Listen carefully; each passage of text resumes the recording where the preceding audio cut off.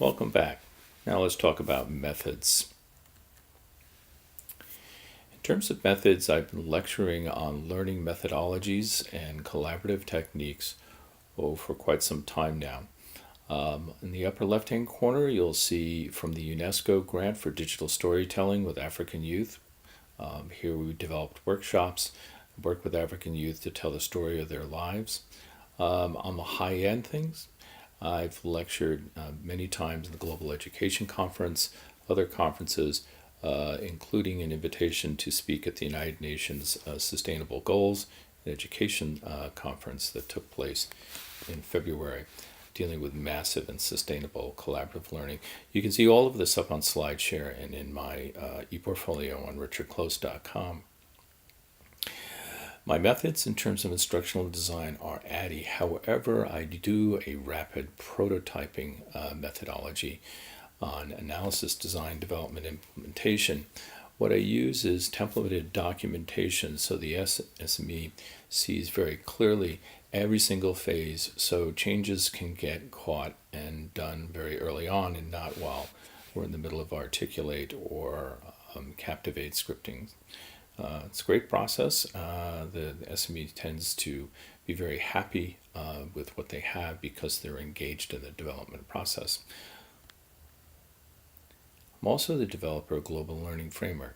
Now I will use a client's process templates and style sheets.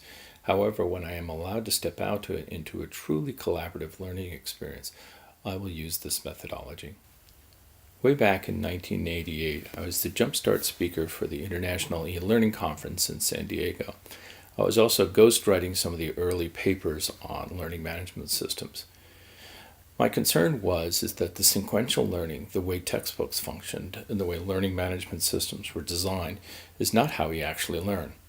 We learn in a relational basis, searching out problems, and we also learn on a social basis, which is something Dewey and Linderman and other adult learners have known for years. I coined the phrase search learning, and that we had to take a look at how we develop curriculum differently and how we developed learning management systems. This immediately divided the audience. Years later, I was contacted by one of the consultants in that group and asked me to take a second look at that theory. Because after that, Web 2.0 came in, Facebook came in. Hard to believe that these collaborative tools that we live with today were not existing back then. But as they came in, they replicated what I was talking about. This is what I came up with. It's called the Global Learning Framework. Let's take a look at Saturday night and there's nothing to do. We start with a problem, and then maybe we'll get online and we'll explore and see what different things that are out there. And one person in the group will say, hey, let's go to this cafe or whatever. Someone chooses and adopts a piece of information. Everyone goes to the event, experiences, which is a collaborative social process, and then they publish it. So it's problem, discover, adapt, collaborate, and share. And as you can see, this is a very different sequence than typical instructional design is. Now, what's really interesting about this process is once I share out on the internet, then it changes everything. So traditional LMSs and traditional textbooks, you don't write at them.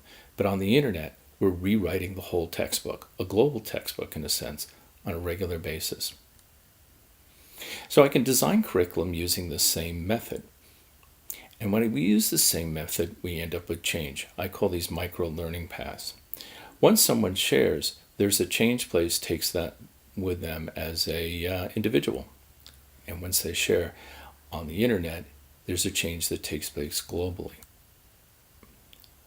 Now what's happening is that billions of these learning experiences are happening at any given moment, constantly changing and altering. And this is the collaborative way we learn globally on the internet. And what's really interesting is while everyone's learning through Google, YouTube, and other methodologies, they're concurrently dealing with academics. And the academics are disconnected to this in many different ways. So here was the conundrum to do with.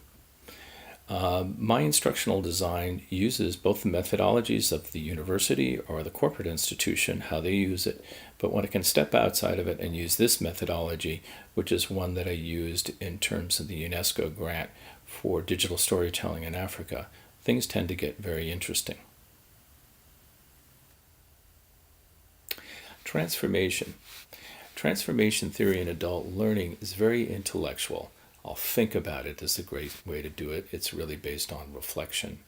However, when you deal with the world of poverty and trauma, I've worked with this both in Africa and developing curriculum for homeless women in Bridgeport, Connecticut, you find something completely different. Intellectual transformation theory is based on entitlement, where the research came from. Entitlement research on PhD candidates is not exactly a reflection of the market as it stands as a whole. In entitlement, I have a series of experiences of life. One builds onto the another, scaffolding, and each one is the success of another with a faith of a good outcome at the top. However, poverty is a reverse funnel, and it's a downward stroke. Lack of resources, poor role models, denial and lack of everything, rejection, post-traumatic stress, what a future. Poverty is abuse in the most classic definition of it. And the problem is scaffolding in poverty is the reverse direction. So scaffolding doesn't work. So how do we get one world into the other? Well, ironically, we can go back to Dewey and Lindemann again in adult learning. And so my methodologies are what I call a replacement methodology. So we go into the poverty situation, like a rescue mission or a homeless center, or even a community college for that sense. And we replace the negative models with positive experiences. So it's reflection, but the reflection must be based on a set of values that have been changed, experience that have been changed.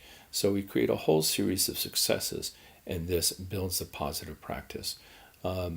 This is one of the methodologies that we can see the inner city charter schools having a lot of success with, and that gives us a changed life. And I've actually had students that have been in prostitution as young children, abuse, alcohol, and drugism, and watch them go through and get a master's in social work from a local university. So this is kind of how it's done, and it's very different than an intellectual. It's an experiential transformation process. Okay, so now that we have the theory down pat, let's take a look at the design, because theory is just shelfware unless you can bring it into a practical design and a practical experience.